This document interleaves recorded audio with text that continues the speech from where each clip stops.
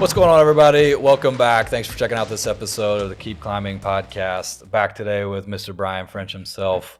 And we've got a really good topic for you guys today. Something that I would really consider the sweet spot or the separating feature of premier pitching performance. Why don't you tell them what it is? Yeah, because I'm looking through the website and, you know, you see at the top it says assessment. And I'm like, well, what the heck's an assessment? You know, and I think that's what most people might think. And so I started looking at the website and it's like the first question, how can an assessment help you? And I think that's the question, isn't it? Mm-hmm. How does it help you? What is an assessment when you're talking about, you know, these things? What goes into that? Yeah. Well, we've talked about this in past episodes, and I think the first thing I probably want to say or highlight is how much of a buzzword maybe assessment has become in training in general, baseball training specifically. Because at the end of the day, and this is oversimplified, nobody actually does this, but like I could have you bend down, touch your toes, and like, you know, throw a ball in the net and call it an assessment. And it was my version of an assessment. Right. You know, yeah, so like what does a premier pitching assessment entail? I think is a lot of what we try to or convey, you know, in our marketing and our website stuff. But I think, you know, because of all these buzzwords we've talked about, player development, like in past episodes, I think assessment can be thrown in that exact same topic, and you know, probably distorts people's views of what, you know, assessments could or should be, you know. So first and foremost, I think you've really got to do your homework on, well, what's involved with this assessment. And I think some of our social media marketing efforts is probably trying to help talk and discuss you know, about how assessments can help you, but actually like specifics into those different assessment categories. The whole point of any type of assessment ever should be to look at some of the process-oriented features that go into like what your big picture outcome goals are, right? Like we've talked about that. Our outcome goals as pitchers, as baseball players, all revolves around, like, for pitchers specifically, we know it's like stuff, meaning like velocity and pitch shapes and breaks and, you know, pitching stuff. Okay, that's what we call it. In Pitching stuff. I love that. Okay. That's technical terms, folks. Velocity. I hate saying like velocity only because that's not the only thing that goes into it. But how hard do you throw? You know, and how do your pitches move? You know, what type of stuff you're able to produce? Your command. And then your health. Like those are the three big things. We know outcome goals for every single pitcher. The game's always been that way. It's never going to change. Okay. Yeah. And for hitters, it's going to be how often you can square the ball up. It's going to be, you know, how hard you can hit it once you do square it up. You know, pitch selection. The old oxymoron of squaring up the baseball. Yeah. A round ball with a round bat. Yeah. Right. And then you've got speed. You've got throwing strength. You've got, or, you know, arm strength. You've got all these different like output things that we know pitchers and hitters want to do. So for pitchers specifically, what we've done over the course of our business's 10 years of life is with our assessment, we're trying to measure and quantify all of the different areas that we know produce that, right? So like big picture wise, you know, we know, I think it's harder to stay disciplined with facts like this for everybody and general life, but baseball too, but like to stay focused on daily, weekly process goals that lead you to bigger outcome goals. Gotcha. Right? So for our assessment, you know, and even then, I'm going to tell you from our marketing efforts, I've kind of tried to help maybe differentiate a little bit between, you know, what our assessment entails. Like we're actually calling it a high level assessment now to help maybe associate with that. So well, like if you read it. Can I ask you something real quick? Because just putting that into a factor, you're talking about high level. If you had a 14-year-old kid come in, would that factor in the same way, or would you approach that a little differently? No, it's approached exactly the same. Okay. It's approached exactly the same because what produces success on the baseball field doesn't change whether he's 14 and playing, you know, 8th grade, maybe not even super competitively. It's what produces success on the mound.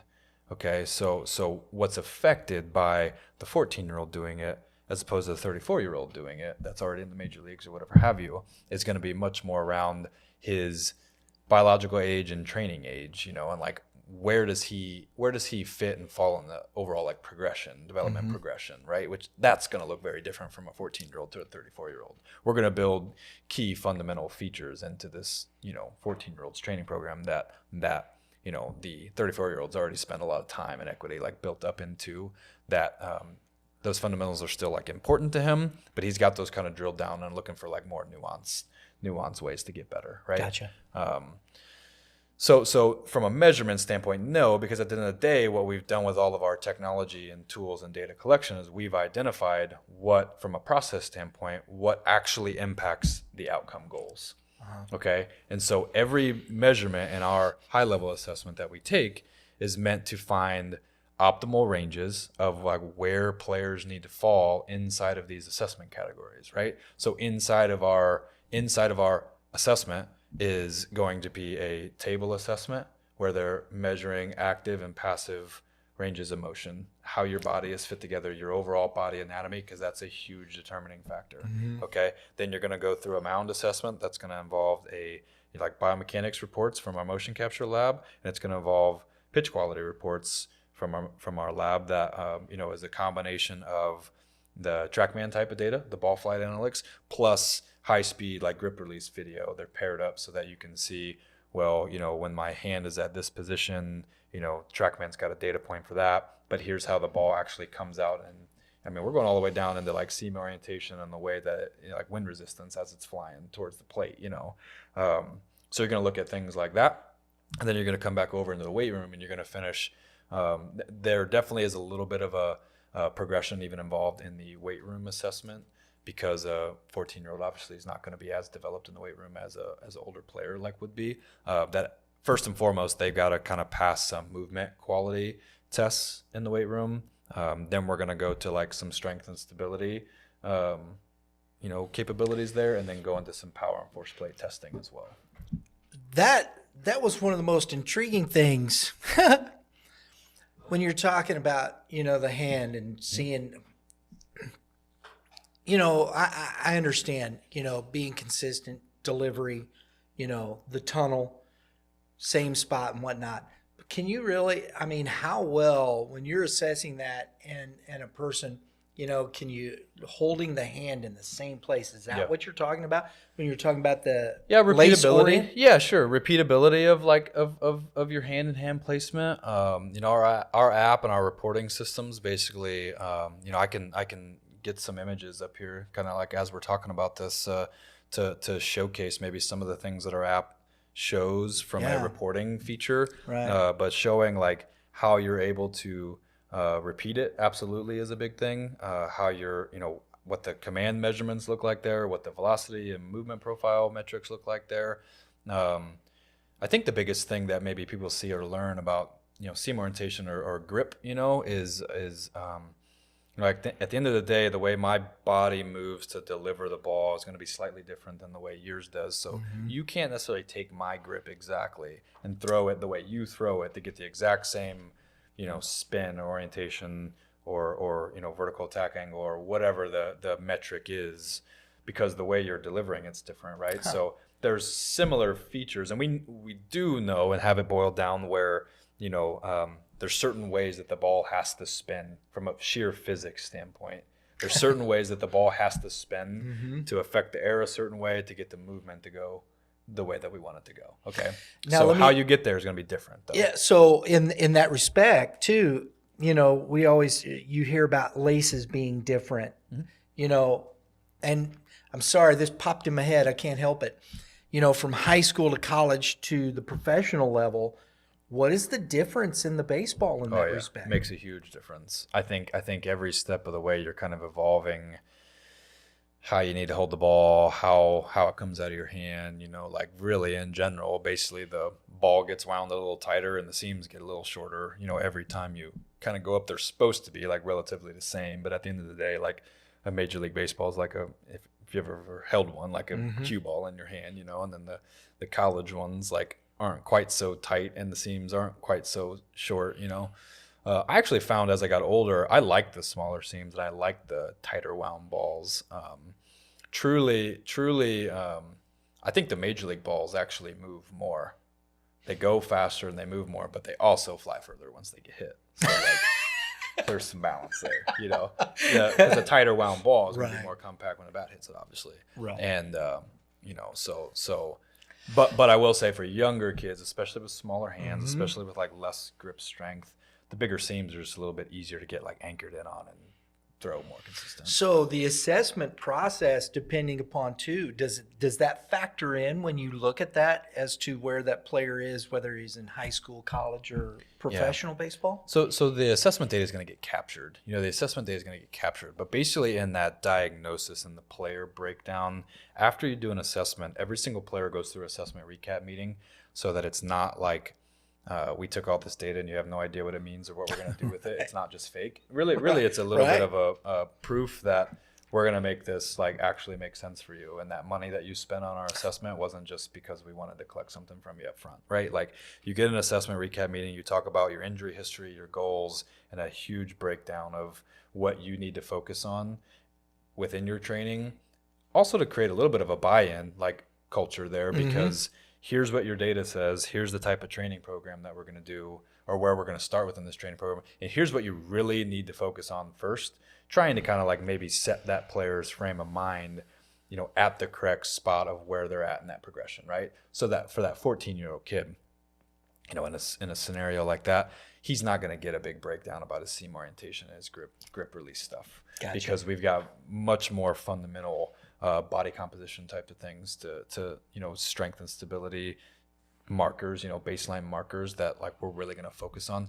Because at the end of the day too, like through puberty or any type of growth or development of the pitcher, you know, we know the anatomy is going to change a little bit, the pitching mechanics is going to change a little bit because of that, because of just overall skeletal and muscle like development that we're going to strengthening in exactly that respect, at the earlier ages. We're going to try to build in like key fundamentals of the pitching delivery, of, you know, like a really quality first move of the delivery, like the loading phase, and then as our arm on time when our front foot hits the ground, some of those big key factors for younger players like that.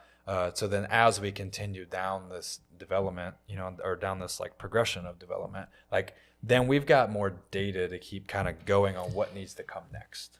When you're in the assessment, and I think this is interesting, you know, because you might have just met this kid, you know, a younger kid or even high school. In the assessment, when you're talking about those things, what about, you know, is it a focus on the deficiencies to a degree? Yeah. You know, in that respect? I mean, or it's got to be in the same. How do you approach that? Yeah, it's got to be in the same light. I think a player needs to know equally just as much what they do well.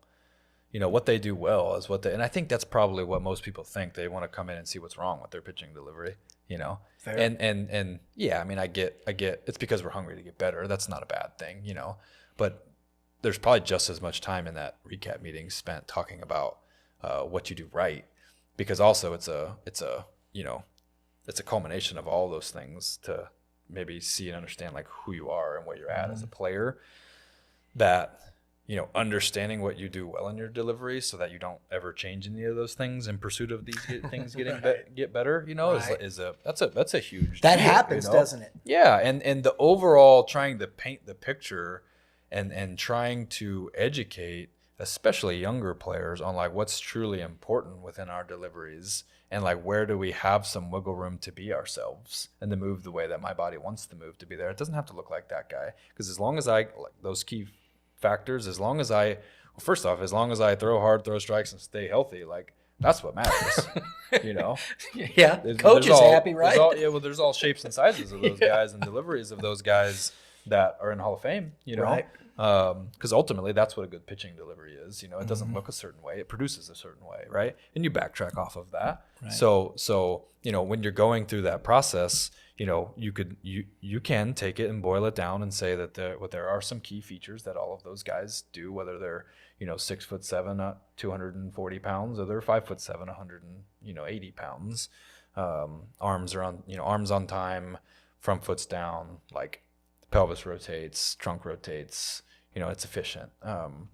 Because I think that's probably one of the biggest things that I like to drive home personally. not being the one that gives a lot of recap meetings these days, is that delivery efficiency should be what we're pursuing, because from your most efficient delivery comes strikes, stuff, health.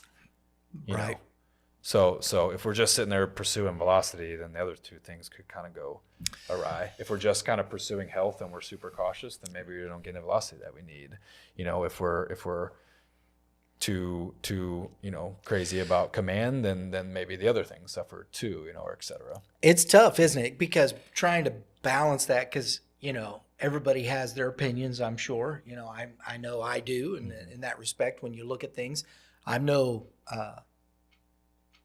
just looking from the outside in at these things, and just some of the stuff I've heard. So when in these assessments, you talk about maybe sacrificing this or this, and I've always looked at that health-wise, the pitching side of it, the velocity side of it. That to me, and just in this part of it, when you're looking at a kid, say his first time comes in, he's 14, maybe 15, 16 even, and the frame isn't big and bulky. Are those alarms to maybe, if we start pushing velocity, his body maybe not be able to handle that? 100%. 100%. I think that like a lack of maybe education on some of those things is why pitching injuries look the way that they do these days, because we're in such a velocity driven world in the baseball industry that it trickles all the way down, there's guys in AAA getting told that they don't throw hard enough, and then there's guys not getting drafted because they get told they don't throw hard enough, and then recruiting. So like that pushes your way all the way down into those 14, 15, 16-year-old kids. Right. And there's absolutely certain like bigger markers that we need to hit to comfortably pursue velocity development. And the way that's going to look for a 14 or 15-year-old kid is going to look way different than a 19 or 20-year-old kid that's in college maybe already. It's not like we're just not going to do any of it at all. Right. It's just going to be in a little bit different of a fashion. Maybe there's different elements within the training program that you would do for a player, of a differing age like that, So, but yeah, I mean, I think that's a huge topic of conversation for everybody that does, any kind of baseball training, like pitching training specifically, that, it's just really impactful that we understand it's impactful, and we want what's best for you there too. But it can't be so much that you get hurt, or so reckless that you get hurt, because then all of that was for nothing, Right. So the health can be to all sides. Because even, it's funny, we talk about Major League, and I don't even do that, because I just look at the high school side. You got a kid throwing 88 to 90 and with a good movement on fastball. That's all you need. You can win a lot of baseball games in high school with that. Sure. And every single player that is throwing 88 to 90 in high school is fighting for the best opportunity to go play in college that they can, which is the only way that gets distorted. And that's cool. I get it. I lived it too. I get it. Right. Right. You just can't. You have to have an understanding of the overall big picture and not look at something as such like, well, what's best for me in these next 3 months? Because rarely is that also going to be what's best for you in the next. You have to be able to zoom out and see a bigger picture there, and have some humility to be okay with going a junior college route or something like that, because it probably bodes better for you long term than the reckless pursuit of anything right now, that you may get a little bit more of what you want this year, but is it still going to be more of what you want 3 or 5 years down the road? I love that, because, and so when in assessing pitchers, especially with this and with the injury issues that we do have, this becomes a very nuanced thing, even with a 14 and 15-year-old, correct? Yeah. And I think the earlier players, like the younger players inside of that like progression, I think the biggest thing they can probably get out of it is an education on what produces, good velocity, good command, good health, and like learn their body and, the kinematic sequence of throwing a baseball at a high level. and really prepare them, because the sooner you can get that snowball rolling down the mountain, the bigger it's going to get, and if you zoom out big enough, I think you can really see that progression and understand it. But the reality is that, and I mean, I can attest to this, I get that, like, I'm a baseball player trying to be the best I can be right now and win these games this upcoming spring. Like, I'm probably so one-track minded on that like I don't have the patience to sit there and wait. Like, I'm not necessarily suggesting you to like be passive in your development process. I'm just suggesting that you educate yourself on what the overall bigger picture needs to look like, so you understand, is what I'm doing now also what's going to be best for me long term, and what type of critical things do I need to do maybe leading up to that, and have I checked those boxes first? Because if you haven't, then yeah, you're at a much higher risk. You're at a much higher risk than the other person may be. You gave a broad overview. In here, the assessment situation you've got, biomechanics assessment. I know you talked about a lot of different things. What does that specifically mean, biometrics? Yeah. It's measurements basically of how your body moves actively on the mound. Okay. It's a motion capture lab. Our motion capture lab is definitely our prized possession. It's one of the most reputable in the world. There's still probably only, I don't know, less than 10 universities that have one in the country. Yep. I don't know if this is true to this day, but recently I knew that we were still the only one in America that had this particular type of model. Like, there's probably more fingers on my hand right here than places you can go in the country privately and get this. that. Yeah, absolutely. Most people don't know it exists out there in Old Winsville either.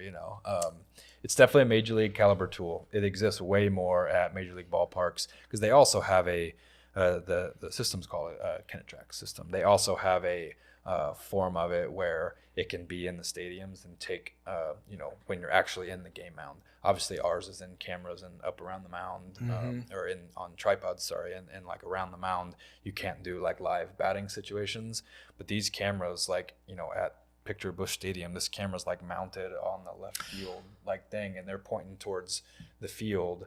It's measuring the biomechanics of the players live in action while they're performing out there. No. So we've got a lab function of it, and it's markerless too. So even when you walk in, it doesn't look like anything special. It just looks like we got a couple mounds out there, and guys are out there throwing. You really got to like look up at the ceilings to see, like, well, what are these cameras doing up there? Yeah. They all get pulled in a computer system.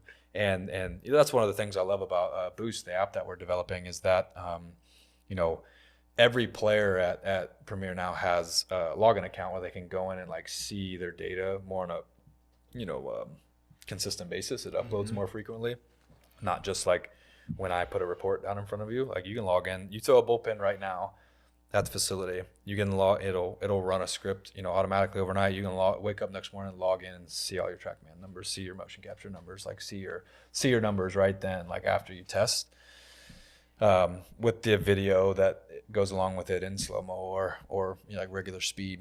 And so that's back to my point. Basically, that's like our prized possession for sure. That it's 8 cameras, all kind of calibrated, focused on the mound.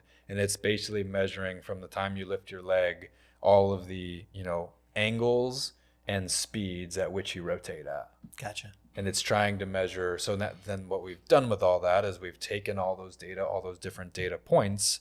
And if any type of, category shows correlations to, health, speed, command, then we've shrunk it down into like a optimal range of where a pitcher probably needs to be within that category.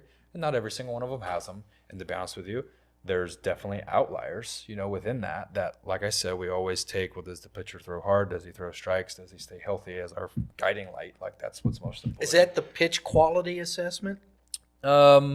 No, not necessarily. Okay. So, I'm sorry, keep it's okay. going, and we'll get to come back to that. It's definitely a big piece of it, but the biomechanics piece of it basically is just a report on how your body produces the ball flight. Because then you get into, once the ball leaves his hand, Then you've got all of the pitch quality stuff that happens after Okay. that. So you've got kind of like output. It's like my body moving to produce the pitch and the shape, you know, and then you've got the outcome of the ball like flying towards the plate, like what happens. So the then. pitch quality assessment is the outcome-based Ball thought off process. the fingertips all the way there. Okay. The biomechanics is going to be everything that happens to get the ball there, right? Yeah, so that pitch quality assessment is derived from, you know, your TrackMan reports paired up with like your Edgertronic videos to kind of showcase how the ball is flying through the air, seam orientation, release, all sorts of different metrics. Obviously, like your big velocity and spin rates and stuff like that. I know, you know, I'm sure there are plenty of things and metrics that I've never seen that I would imagine go into a lot of the quality of it. But I always thought, you know, just watching, just doing at the point of delivery, you know, where being that consistent in the release point and being consistent in that, you know, as far as where you want to throw the baseball. If you can do, I think if you can do that consistently enough, you can be competitive around the plate. And if you can, you know, the rest of it kind of works from there, right? Yep, I'm gonna spin a question back around to you too for the second conversation here. You got the nail on the head for sure. Like that's absolutely super impactful. I think the whole point of all of our assessment processes is, and this is how we've come up with any of it through the course of 10 years of asking, well, how? Right. How? You know? Uh-huh. How does this guy throw hard? How does this guy throw strikes? How does this guy stay healthy? Right? And so for your specific question, how do I repeat my release point? You know? Right. How do I repeat my release point? And, you know, we've got this, we call it our assessment flow chart. We've got this huge mastermind of a flow chart here that's like a big, well, if you have problems with this, then look at these types of things, right? Like your release point. And I think this is probably where people get educated the most on this, is your release point may not be a mechanical thing. I was just going to ask you this because, you know, and this is where things work in my mind this way, because watching and coaching at, you know, small levels and things like that, I've always, there are a few words that I've always said to kids, whether hitting or pitching, you know, rhythm and balance. Amen. Yeah. Strength. So you start with strength, you find your balance, and you create a rhythm.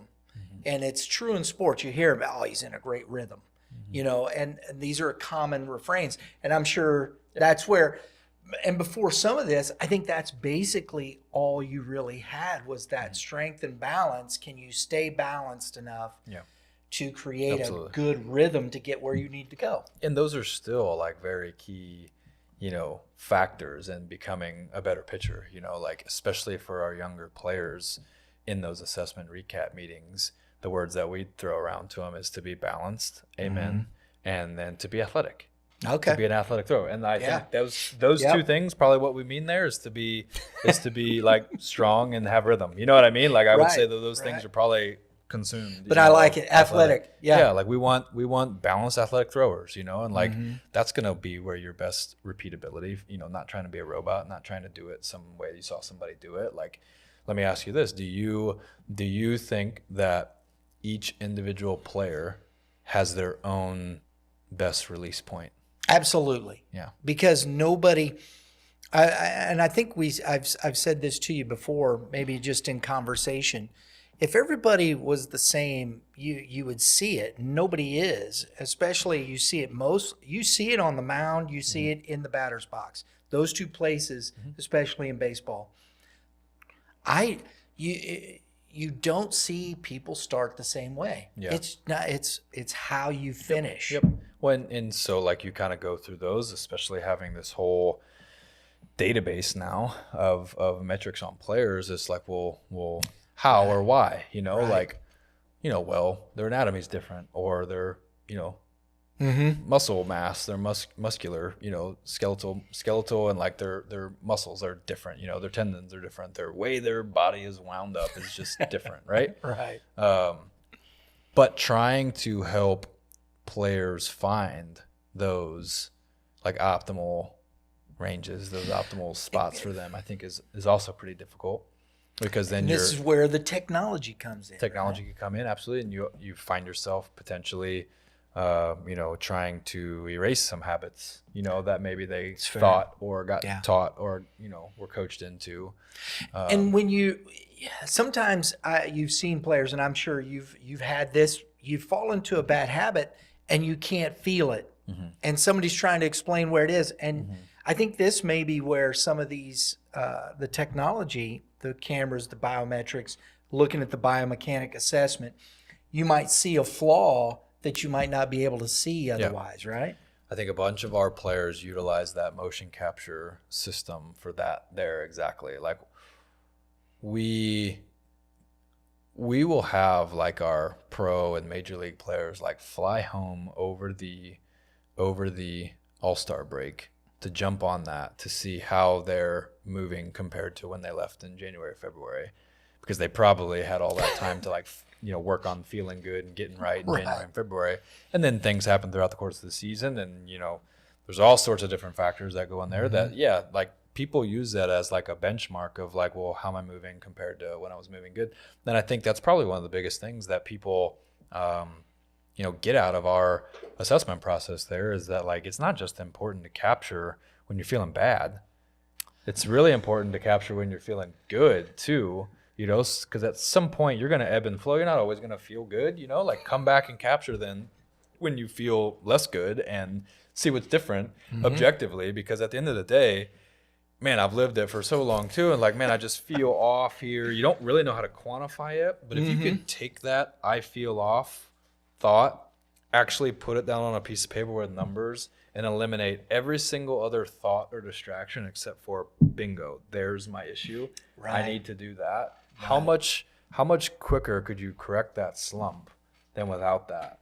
And so we've had players, man, it's this simple too sometimes, man. Like it's hard to see it with your eyes, but you go and capture something like that and it's like, yeah, dude, your stride's like 6 inches shorter than what it was, 6 months ago.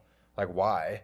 Let's get down to why. Maybe there's a hip like movement issue going on. Maybe there's some pain going on. Or something. Yeah, whatever. Absolutely. Maybe it is a mechanical thing. Yeah. Maybe we're not loading or sequencing like as good. But a lot of times too, I think that's as far as pitching mechanics are concerned, that's like maybe what people are too quick to jump into is that everything's not always a mechanical issue. Like one of our biggest like key phrases I guess we throw around is to not give a mechanical fix to a movement issue. Okay, so that's why our movement screenings are so in depth. If I tried to explain it very simply, like our motion capture system like measures so many different things that we try to have a movement test that is very closely correlated to that movement. Active movement test to see if like, am I just lacking hip internal rotation? That's why I can't load as good.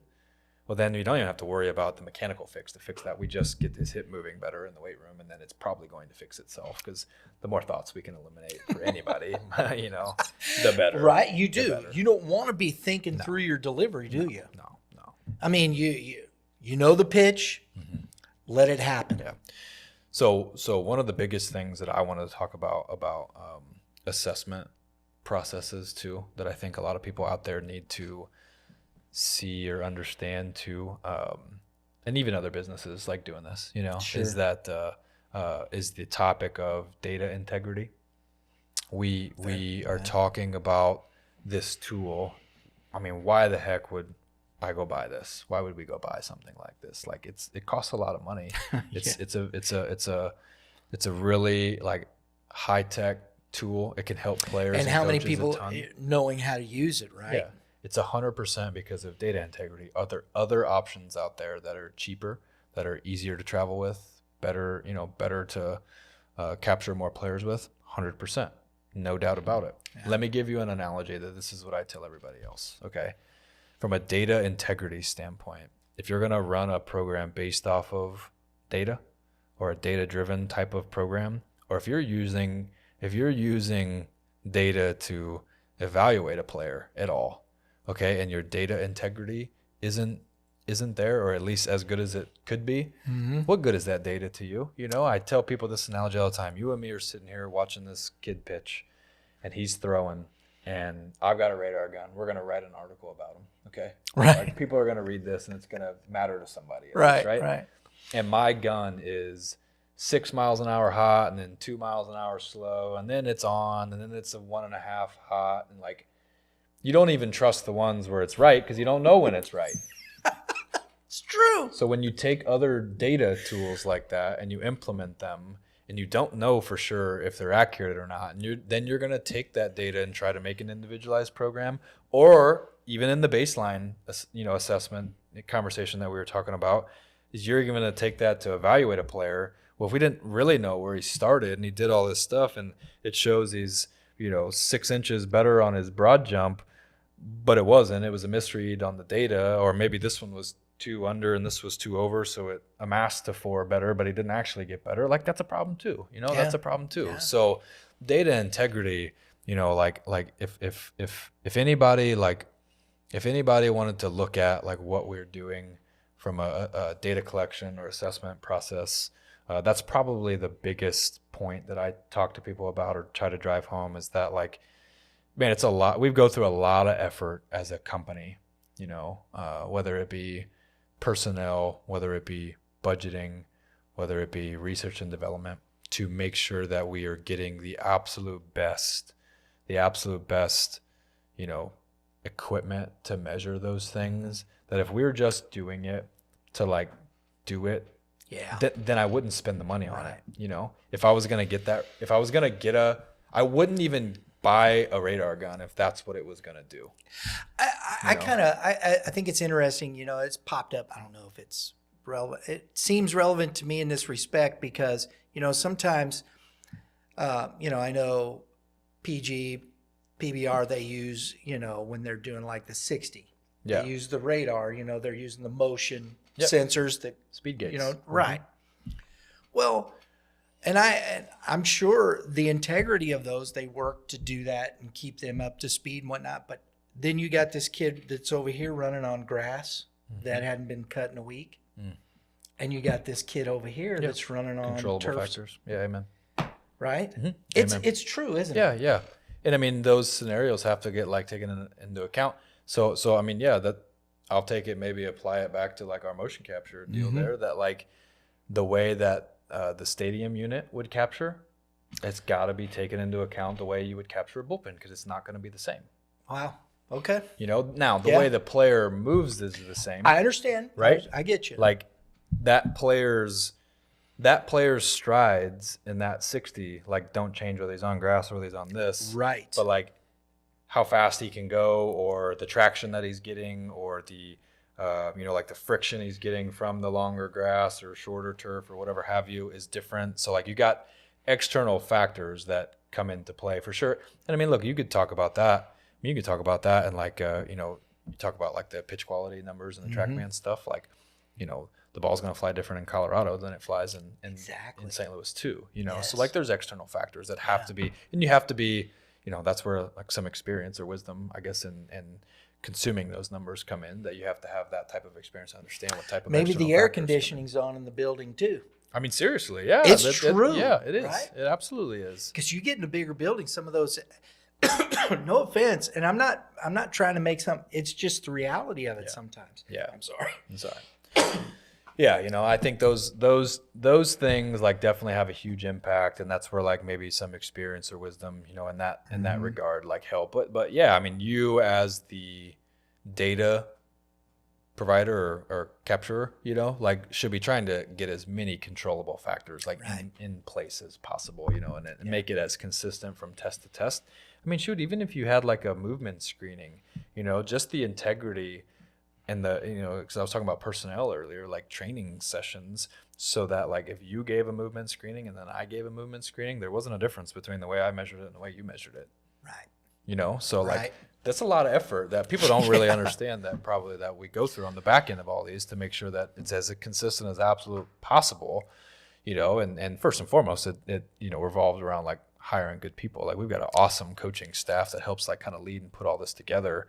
And helping train different people to do that. But And bought into the process. Yeah, amen. Bought into the process, but shoot, have their hand in continuing to develop the process, Right. because, Right. in that respect, like I'd hope in 5 years from now, we look back and it's like, oh, look at all that ancient stuff we were doing. We're so much better now, like we better. And it's true because, just in this, I've went back and we have archived stuff.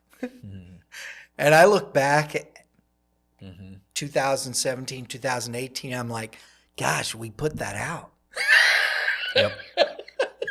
That was not good. Yep. You should, though. That means you've grown, because if you're not looking back at it doing it, then you haven't grown. Exactly. So. And so I understand that part of it. I think that's fat. Yeah, absolutely. Yeah. So the data integrity piece there is first and foremost probably the biggest thing that I think anybody pursuing like a data-driven program, whether you're the coach that's providing it or you're the player that is consuming it, has to be like at the front of your brain. And if it's not, then like, why are you even going to do a data-driven program, I guess is kind of my stance on it. Yeah. Like I said, I wouldn't even buy the radar gun if I had worries about it capturing poorly, Right. But then too, that kind of goes and evolves into maybe a little bit of what we talked about last time as like, once you do capture that data, and it is of high quality data, how are you able to take that and utilize it and make it actually make a difference for the player on a daily, weekly basis, to turn it in from just like a pre and a post like baseline test to just like show you how much you've grown? Because at the end of the day, I could do that right now. We talked about it right in our first thing. I could tell you our highest correlating measurements to ball velocity. So why don't I just measure those 5 things? That's what a baseline test would be, right? Our test is, we've got all these different tests, and the way you move actively, the way you move passively, the way you move in the weight room, and they're all meant to like intertwine together to figure out how to make a difference in your training on a daily basis.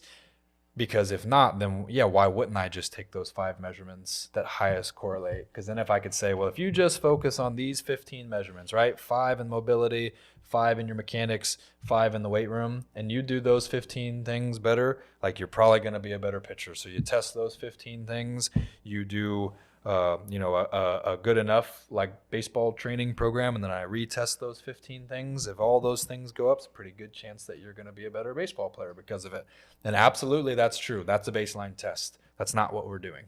Gotcha. That's not what we're doing, right? Yeah. Now, we're using markers like that to help show progress and show areas of improvement. Don't get me wrong, but it's like the baseline test idea plus how we can use it to actually individualize things. And if and when we do need to individualize those things, like depending on the time of the year, depending on the player, depending on the goals of the player, because at the end of the day too, maybe there's 5 different goals. We can't try to get better at 5 different things all at the same time. Like, you kind of prioritize them. Of your lowest hanging fruit is the word that gets thrown around a ton about it, but they're not baseline tests. I think that's probably the biggest thing that I like to share with people about it, and the difference of, well, what is a high level assessment from, premier pitching, and how does it help me?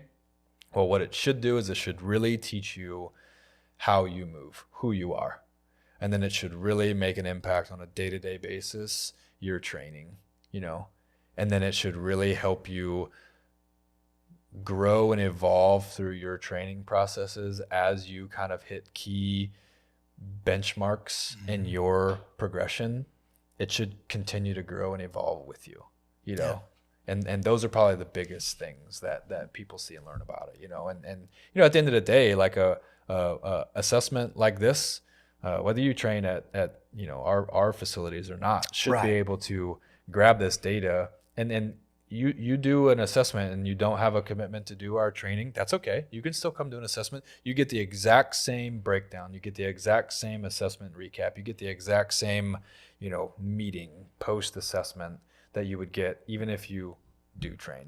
And I think that's what most people probably fail to understand, is that like, well, what am I going to get if I come do an assessment? Well, then you just learned all the things of who you are and what you need to do to take back to your coach and data points.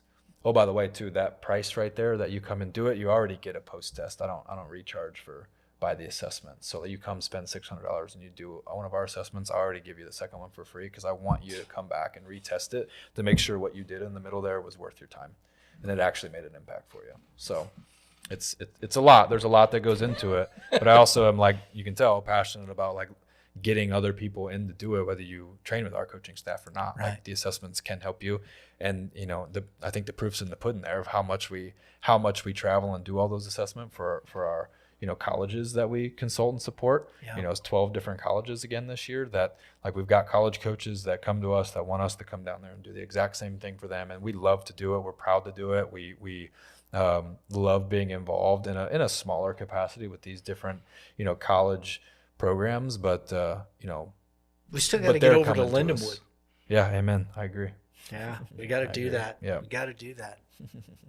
Yeah, so it's good stuff. I mean, it's a lot of stuff that goes into it, you know, from an assessment standpoint. And like I said, kind of when we opened, you know, that that's definitely the niche or the thing that's unique about us. You know, there's a lot of places to go. You know, it's not like we've got secret exercises. You know, there's no secret in there. But the double secret exercise. Yeah. I mean, you know, there's it's just about, like, you know, what you're doing, how long you're doing it, and why you're doing it. Right. You know, where you're training is not important to me. You know, I think the what kind of conversation there, I think deciding what to do and what to spend your time doing is probably the biggest factor for people, you know, because time's just fixed. The clock's always ticking. You've always got something that, you know, in the next 6 months you got to achieve. Otherwise, you're not going to get the next opportunity. You know, it's just the way that it works. So I know there's like some eagerness to continue to do that for everybody. Very good. So that's it. Yeah. There's an assessment. Yeah. Assessment of the assessment. Well, thank you guys for checking out this episode. Really appreciate it. If you guys got any thoughts, questions about anything we talked about, obviously always throw them down in the comments. Love to interact in those comments with you, but also take those topics or questions, maybe talk about them in future episodes. If you guys like this content, like, subscribe, comment below. We really appreciate you guys checking this out, and we'll see you next time.